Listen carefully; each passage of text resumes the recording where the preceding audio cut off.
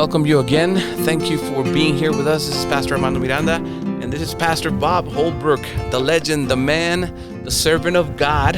I know you don't like that, but a servant of God, friend to men and everything. After all these years, he is still serving the Lord in the Oklahoma Conference with a nature center at Wewoka Woods. Pastor, we're so glad that you are with us. Thank you for being here in beautiful Estes Park.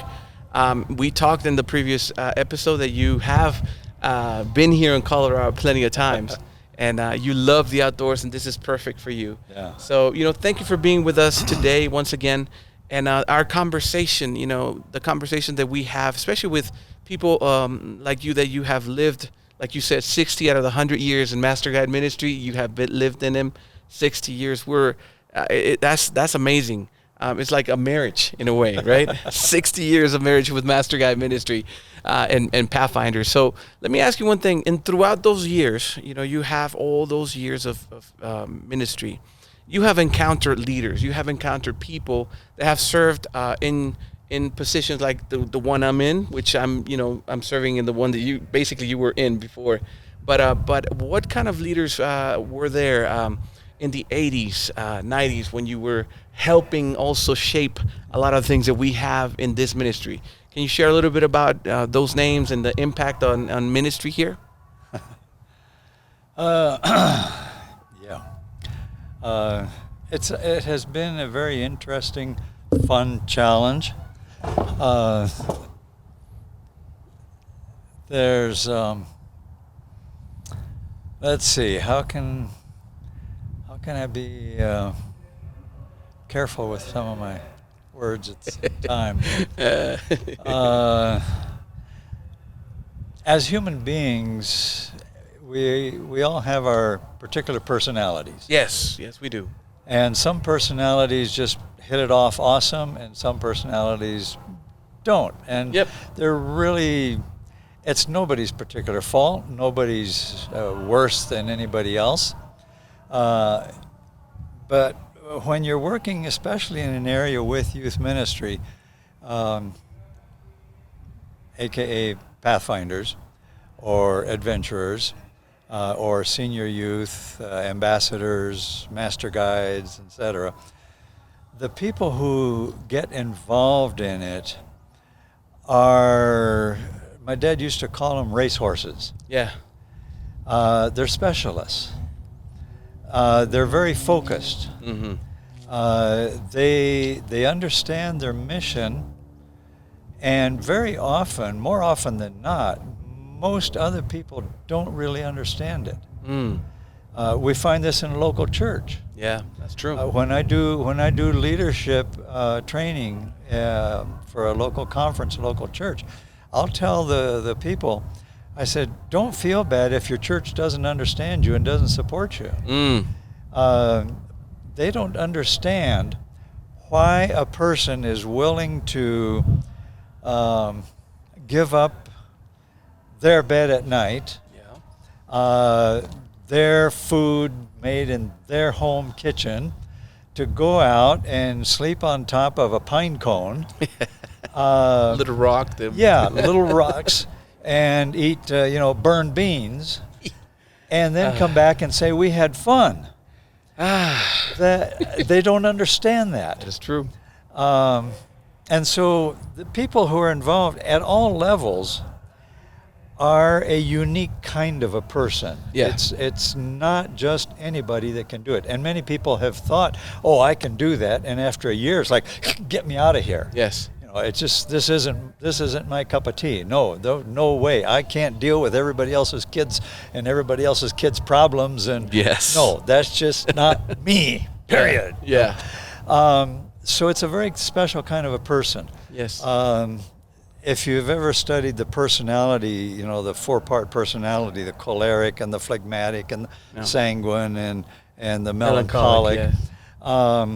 You know that all of us have a little bit of everything. Those, and with one or more, a lot stronger than the others. Yes. And it's only logical that when you get two persons who have kind of work their way. I was going to say work their way up to the top, but no, work their way down to the top.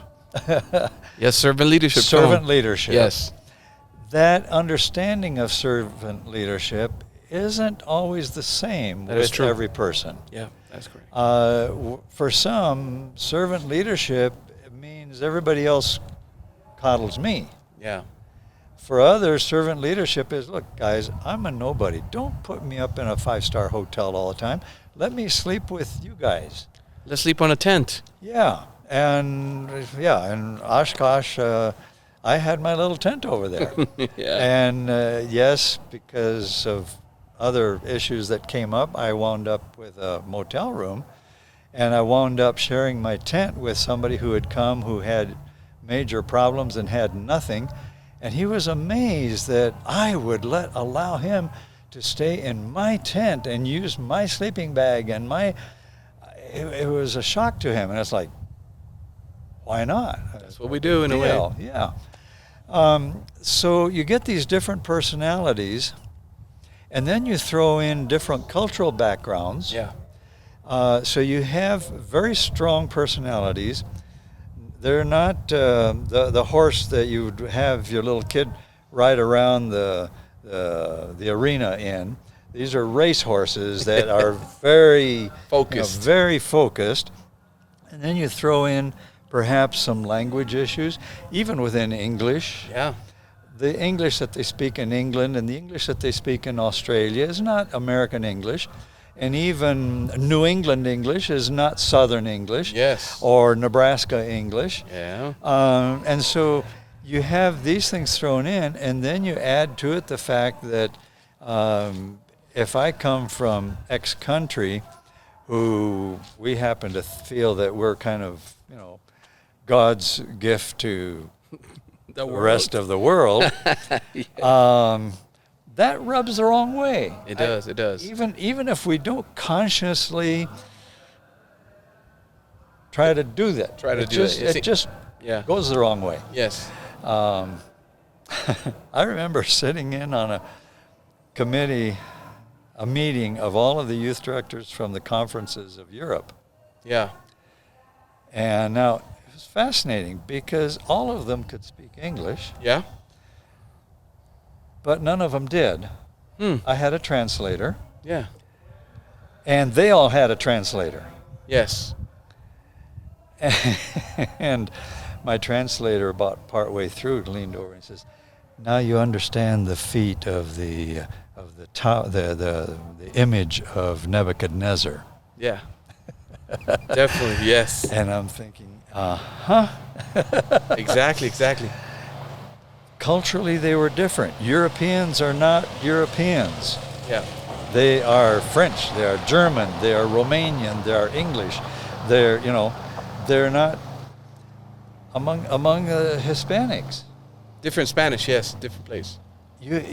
There is no such thing as a Hispanic culture. Yeah.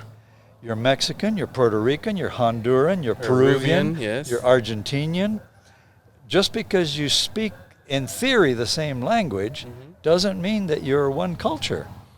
So you're mentioning all these challenges, and it makes me think about different people in my life, different leaders and stuff like that. So I'm putting images in my mind of some leaders that you're mentioning, not because they work in the area, just because you're thinking about those people who have certain qualities, certain ideas of how to do ministry. They're, like you said, a specialist. Some people who are very focused on doing exactly one ministry in such a way. And going back to what you were saying, it's when you mix all that, it's an interesting combustion. Let's put it that way. Yeah. So going back to those leaders that you work with, I don't want to. No. Don't worry. We're not talking about names. We're talking about as you were working with ministry, with Pathfinders and Adventurers, and especially with the development of master guides, because I remember, according to our history, a lot of things started to develop in the 80s a lot more. Mm-hmm. Can you share a little bit about that combustion that happened with leaders that made this grow even more, especially with curriculum and all the stuff? Yes, that was a most unusual time frame. The curriculum that we had here in the United States had changed minimally since it first came on board back in the 30s, 40s, 50s. Wow. So we're talking about 50 years of no change, very little change. Yeah, you look at one of the requirement cards, let's say for the guide. Yeah. From, let's say,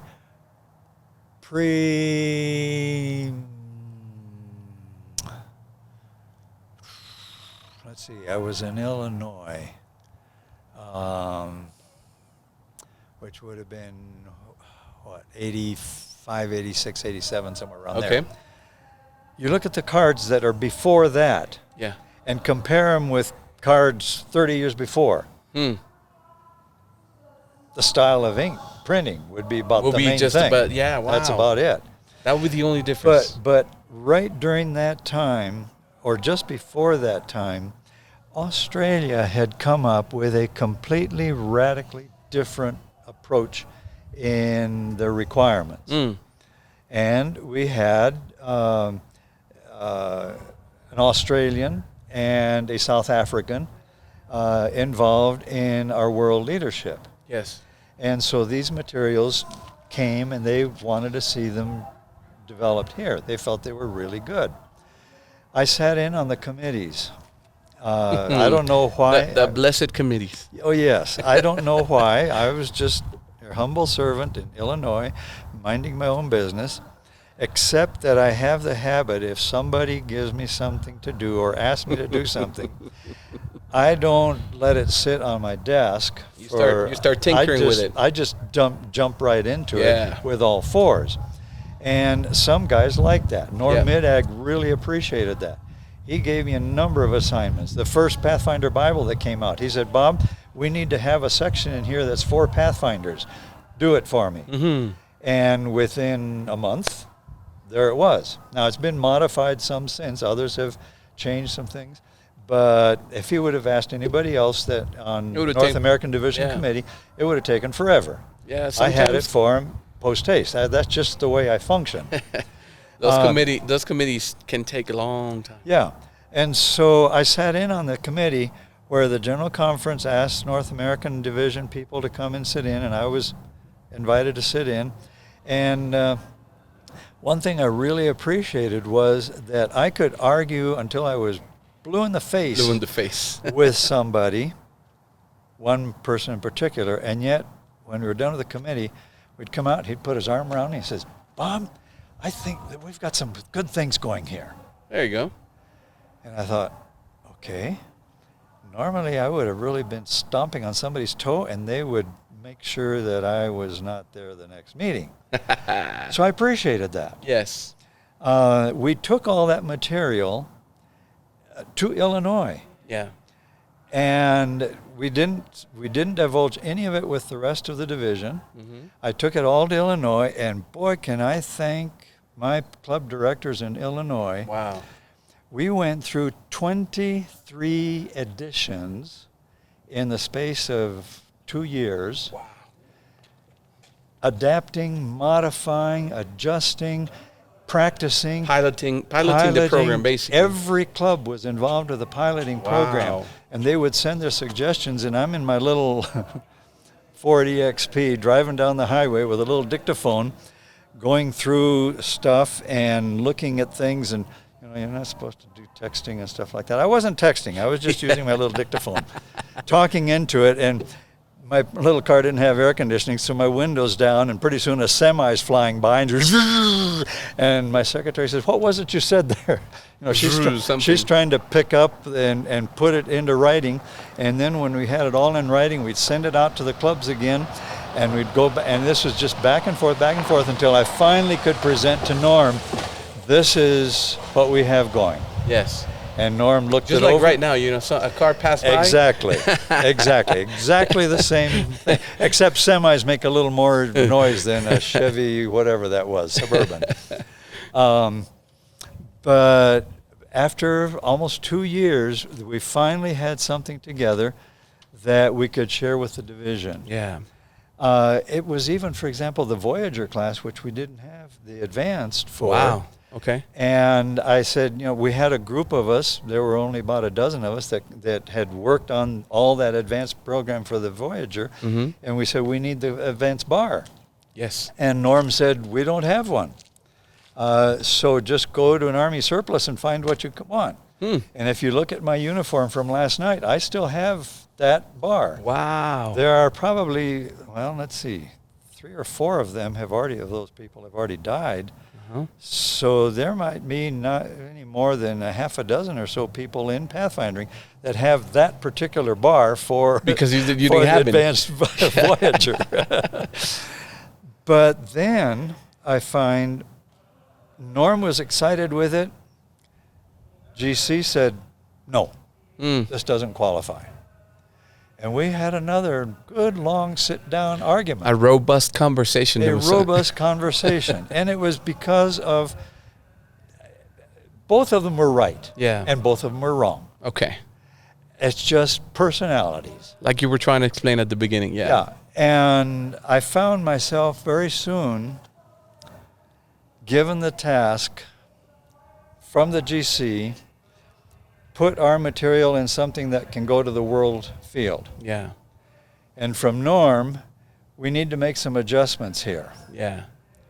So you were trying to help both. So I'm working both of them, and fortunately, or unfortunately, about that time, I had a call to go to Brazil, and the call delayed because of medical and visa issues and what all. When the call came, my conference administration said, well, he's no good for us to work with us for summer camp. Just let him go. Get out. Yeah.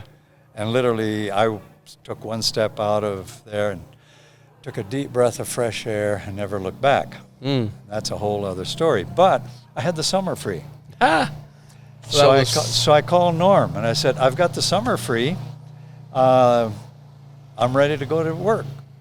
So I spent the summer working with his and Malcolm Allen's, the General Conference, working with both of them, adjusting enough to where they didn't realize that they were the same program. Oh, look at you, Pastor Bob. There were 2 different programs, but in essence, they were kind of the same program. Yeah. Little did I realize that one day I would be taking Malcolm Allen's position. Yes. And Norm was gone and out and retired.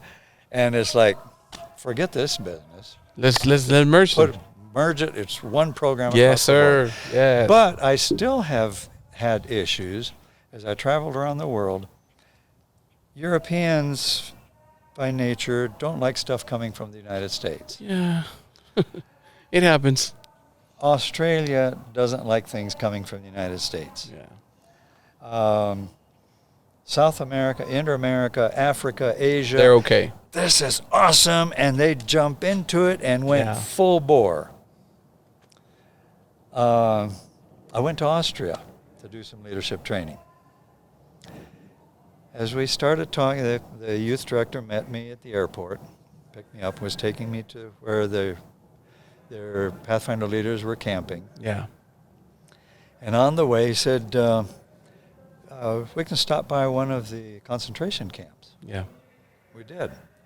And here I see a monument established in commemoration by the Pathfinders.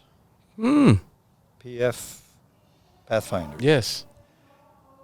And I got to talking to him, and I said, but it had the fleur-de-lis.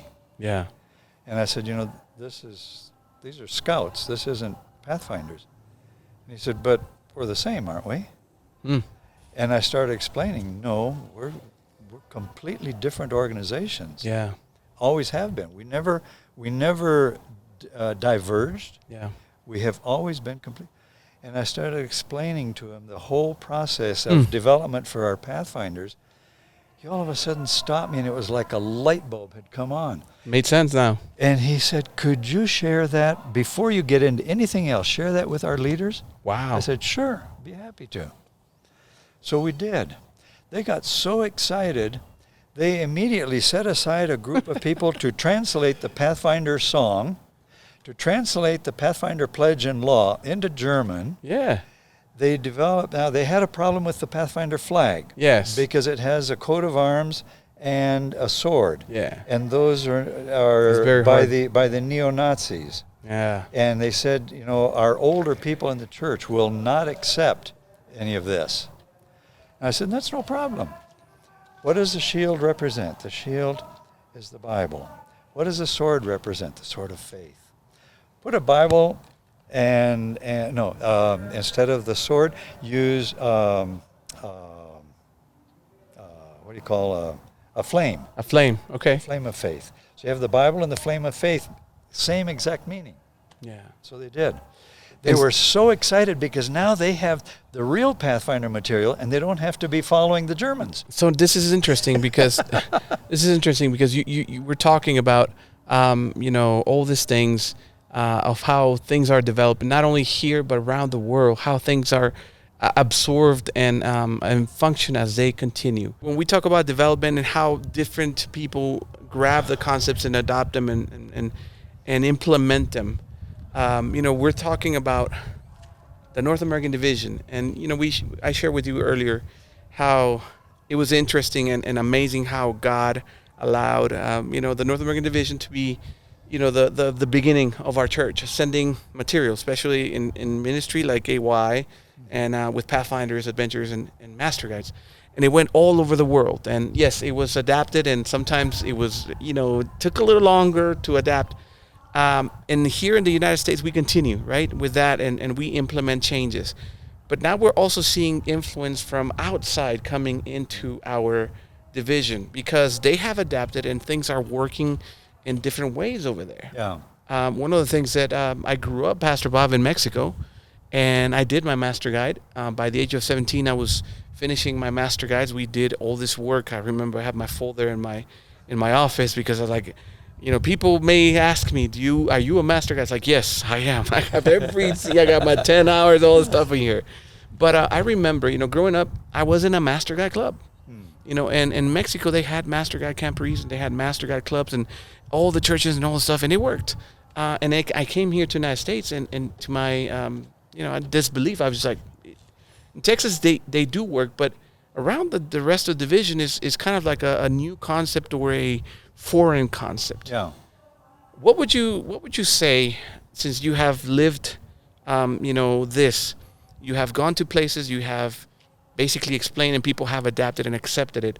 What would you say is the future or for North American division? How could we, Master Guide leaders in North America, see this influence coming from the outside? How do we adapt? What do we do to make sure that we are, we're still doing what we need to do? The U.S. specifically, and even Canada, we're known as the melting pot. Yeah. Pretty much, with very few exceptions, every other country out there is very homogeneous. Yes.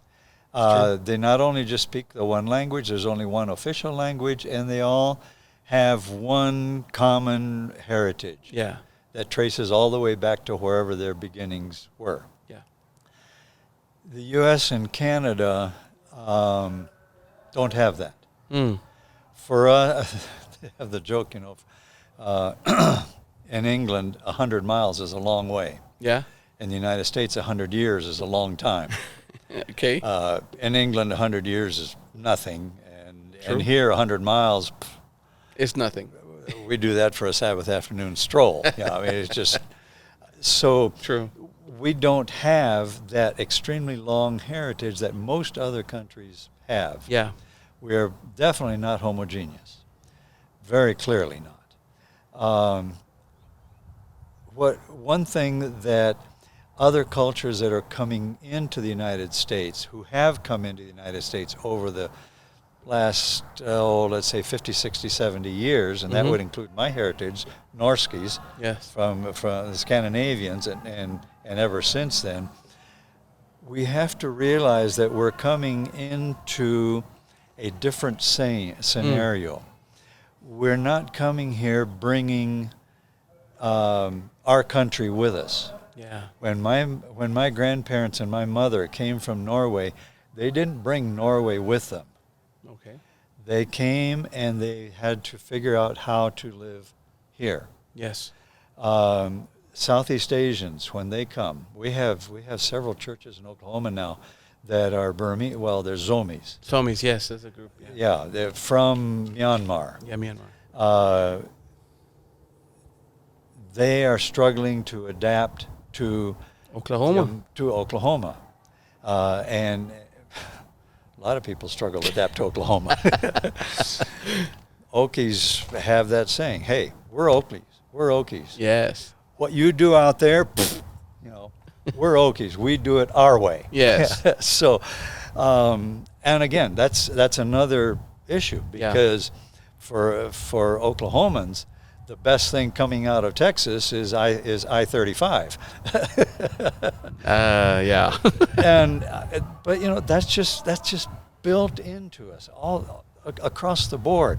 And so other cultures that come in have to understand that they need to be able to adapt, at least to a certain extent, to the culture that they're here. Of course. And division leaderships across the world, to a large degree, set the standard of what their youth ministry is going to be like. True.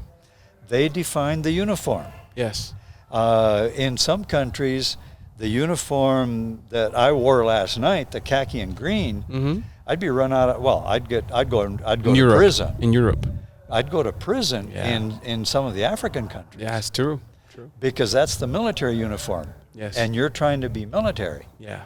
And by the way, a little thing here, please, in North America, don't anybody wear camouflage. Yeah. As a Pathfinder.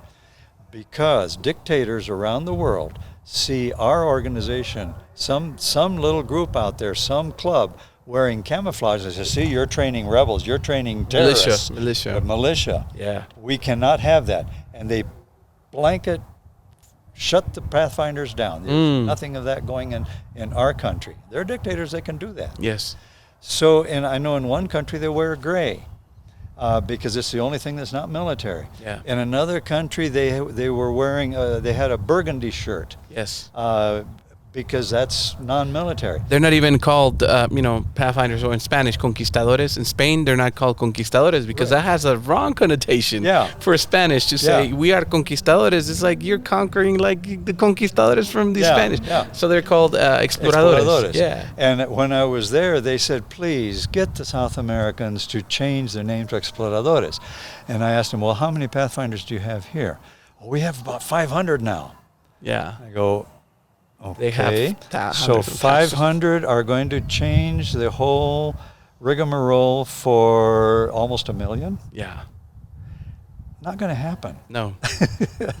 Now, South America, Inter-America, even Brazil with desbravadores, which has the same kind of business, they have reinterpreted those names, and they're very proud of those names. Yes. They don't associate that with the Spanish conquerors. No, they don't. They see themselves as conquering for Christ. Yes. And boy, they get out there and they are gung-ho with their message. Yes. It's exciting to see the Pathfinders doing that. And it translates into this, going back to the same thing that you're talking, people integrating into the United States, into the North American division, and you have this passion, this coming from a country like Mexico and learning to do ministry that way. Yeah. There's a certain, you do your club name and they say sudan la camisa. Yes, they do. They sweat the shirt. Yeah, they sweat the shirt all the time. I remember we were excited to be Pathfinders. We scream, we call our name, Dulos, siempre sirviendo El Salvador. That's we say it with pride, and we did a lot of stuff. And sometimes, I look here and I was like, man, it's different. Yeah. And at the same time, it's a little bit skittish from anything that comes from outside. Mm-hmm. But what would you say to, I know that you were getting to that point. What would you say to that, that person in leadership in a conference or in a club they're seeing a lot of, clubs that are doing things different style from what they're used to. but they're working. Their church is growing and their club is thriving. What would you say to them? Again, we're a melting pot. Go for it. Now, there are some aspects that clubs in other ethnic groups, especially Spanish groups, do need to be a little careful with, and that's in the drilling and marching. They want to drill and march like they did in Mexico or in Ecuador. I love drilling Ecuadorian style. Yeah. Except that if I were ever to do that here in the States, I'd be called a German Nazi. Yeah, it's different. I mean, they lift that leg way up and they slap it down really hard. It hurts the bottom of my foot, but it's fun to do. But when they come here, no. No, we do it different. Our drilling and marching program is based on American military, with one exception, and I ride that all the time, and I can hardly ever get it through. I never want to see a Pathfinder standing there. Smile, kid. Yes. You're a Pathfinder. Yes. Be happy. I even make that comment on Facebook. Somebody puts a picture of. They're all serious. Especially my African friends. And boy, they're the British style. They're the British style. Yes. And they're just like that. And I look at that and I immediately type in there, smile, sir. You're a Pathfinder. Smile. So, in looking at that, and you said something that it could be a gem for a lot of us that are trying to, see the things that are coming from other divisions. Sometimes we're scared of change. We're scared of giving power away, and to say, okay, let's try that. And but just listening to what you did in Illinois, that means that you were willing to test. You were willing to try things for the sake of improving the program, right? And so what I'm hearing from you from that story and from what you just said about just try it is that we need to be flexible. Is that correct? Yeah. We need to try. If they're doing something good and adapts to us, there's certain elements that we still keep in there. Yeah. But if their program is growing, I've seen churches grow in Pathfinders and Adventures and Master Guides with a little bit of the style from another division, but they're moving, they're growing, they're keeping their kids in. The young adults are becoming leaders, like I shared in the previous podcast. 19-year-old Master Guide club director for 4 or 5 years. And so, I can't say to them, stop. No, not at all. Because they're growing, and that's what works. So what I'm hearing from you is that we have to be open to try things, to allow others to experience, growth in their way, and for us specifically to allow that to happen. Yeah. Is that correct? Yeah. There are 3 key words in youth ministry. Mm-hmm. Flexibility, flexibility, flexibility. Oh, man. You have to be. Wow. You have to be flexible. Hold on, Pat. Did you guys hear that? 3 key words, everybody. What was it? Flexibility, and flexibility. Oh, my word. Okay, keep going, Pastor. You have to be. If I were to be extremely rigid, for example, with the uniform. Yeah. And I go to Africa and I tell them, this is the uniform. In Mozambique, the uniform was the scarf. Yes. And that's it. Yeah. Because they have an average income, or they did at the time that I was going there, of $10 a year. A year. A year. And the scarf, how much was the scarf? Even a scarf is a sacrifice for them to have. So am I going to ask them to get something that has a triangle on here, a uniform, a sash, all that? I can't ask them that. And yet they are every bit as much Pathfinders as some of our Christmas trees that I see here in the States. Sorry about that, folks. Christmas trees, yes. We just need to put an electrical thing I'm not going light up. I have actually seen one that did have some lighting up stuff. I'm not going to get on the high horse. No. Let's move on. Let's keep going. Yeah. In Europe, they're very casual with the uniform. They are. Except some countries. Yeah. Romania yes. one. Latvia. Okay. Likes a nice, crisp-looking uniform. Yeah. And by the way, Romania has more Pathfinders than the rest of Europe put together. That is true. So take it for what it is, right? Yeah, yeah. Now, I got to say, the Portuguese one, I like the Portuguese uniform. It's sharp. It's purple, deep purple, and the scarf is beautiful. Yeah. And Pastor, we're about to finish our time here, but your experience in seeing that and looking at those things, the differences, the flexibility that we have to have. One last word about ministry for the next few years, and hopefully not 100 years before Jesus comes. But what is one of the things that you would like to see happening in ministry for North American Division, specifically for, pathfindering, master guides, and adventurers?